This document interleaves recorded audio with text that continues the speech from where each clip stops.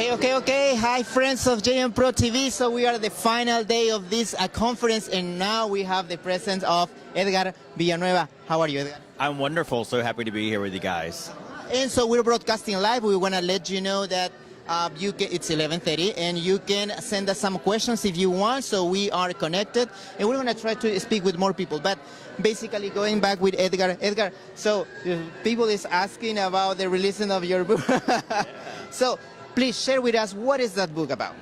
So my book is a provocative analysis of sort of what I call the colonial dysfunction, sort of the dynamics of colonization that exist in the finance and philanthropy sectors that make it really challenging when you look at the inequities in terms of where funding is going. Funding is not going into communities of color at a rate that is equitable. So I'm really trying to help funders and folks who control access to money and resources to understand the history that the accumulation of wealth has, the trauma that has caused on communities of color, and then to think about using their resources differently to help actually repair and heal communities from that trauma.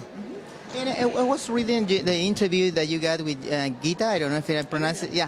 And so there's one part that caught my attention, which is it is important to support communities of color, but it's more important to go to dismantleize white supremacists. Absolutely. Yeah, so I mean, funders, philanthropists, putting their money on the table to support, yes, that's very helpful. But also what we're asking is folks to look into the mirror and to do a deep analysis of our own contribution to the system and how dysfunctional it may be and the harm that the system has caused on communities of color. So we need to do more than just fund in communities of color. We need to really listen. We need to be in genuine partnership. We need to find ways to create seats at the table for folks who have been marginalized and learn from them and let them really drive the solutions for their communities, right? Because we know best in our communities what we want and need to thrive. And so, yes, definitely more than money. It's about being in a true relationship.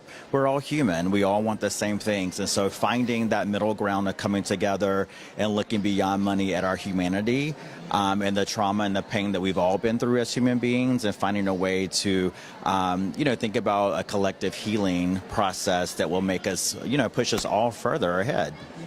And talking about the history of the colonialization, so starting, more than 500 years ago, and how is that linked to this actual moment, especially in terms of the wealth and Yeah. So, I mean, when I talk about colonization, I mean 500 years ago, but I mean also as recent as yesterday, right? So we're not living in a post-colonial society. The underlying mantra of colonization is to divide, to separate, to exploit. And we see that still happening. We see what's happening right now in this country with children that are being separated from their families, right? We see how, redlining and other systemic policies that are happening. There are intentional policies in place right now that are keeping people in poverty that we need to examine. And so that's why I call it the colonizer virus. It has infected us. It's infected our policies. It's infected our school system. It's infected, even like design, how buildings are designed. And so we need to examine that colonizer virus and how it shows up in our work, and then begin to dismantle that. But yeah, we're talking about right now. Yes, exactly. And so one of the things we learned in this conference is that the money that support our movement, it's mostly from the collective, from the people, more than for big organizations. How can we improve or make that contribution better? I think that's wonderful that, most of philanthropy actually happens from individuals who are giving to causes they care about. And so that's great. We have to make space for others who may not agree with us politically at the moment, but by asking and creating opportunities to give, that might be actually an opportunity to bring folks in and to politicize them and to educate them about issues in our communities. Foundations, I believe, who contribute not as much, but also a big amount of the funding that's going into this work, have a lot of work to do, but I believe are ready for a more real conversation about dynamics of power and race and privilege, and how they have also contributed to sort of the colonial framework and how they might participate in dismantling that. So, and we have a question here. So about let's say, okay. So, what as a philanthropist? So, what is the most need work to do for contributing to the change? Wow. So from a philanthropist perspective, you know, I think starting with ourselves, right? Often we're thinking externally as funders. We're thinking about, you know, what is our theory of change or our logic and model? What are the needs in the community? And, you know, that's great, but we also need to think about our own baggage and our own work. If we can, you know, do our own work and healing around race and power and our own orientation to money, I think it's going to make us a much better partner. And so the book that I wrote, Decolonizing Wealth, actually was written in mind for folks who are funders, who control resources, asking them to, you know, take a long gaze in the mirror and think about, you know, personally how they show up in this work. And whether you're a person of color or a white person or indigenous person, we all bring a history and an orientation, a perspective to money that needs to be examined, and how we might be contributing to sort of a colonization mindset or how we might be helping to repair and unpack that. Well, thank you very much for your time, Edgar, and a pleasure to have you here. So we'll be, and thank you very much for being there. Thank you for your questions also, and thank you for that. We're going to let Edgar leave, so it was a pleasure to meet you. And so, yeah, we're going to continue with more. Okay, Magalian, take your picture. How are you doing?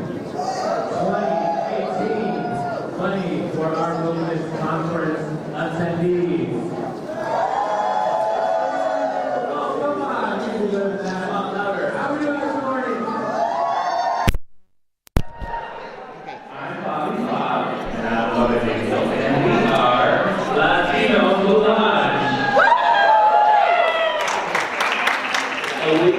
Podcast where we talk about identity, politics, food, mostly food. And oh my gosh, Atlanta, the food here has been incredible.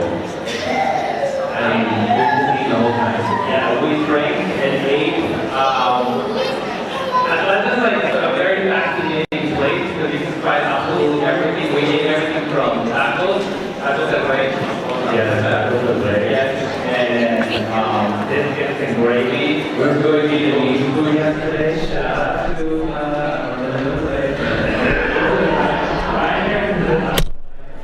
oh my gosh. Anyway, we are so excited to get this started today. So if you're out in the hallway out there, come on in.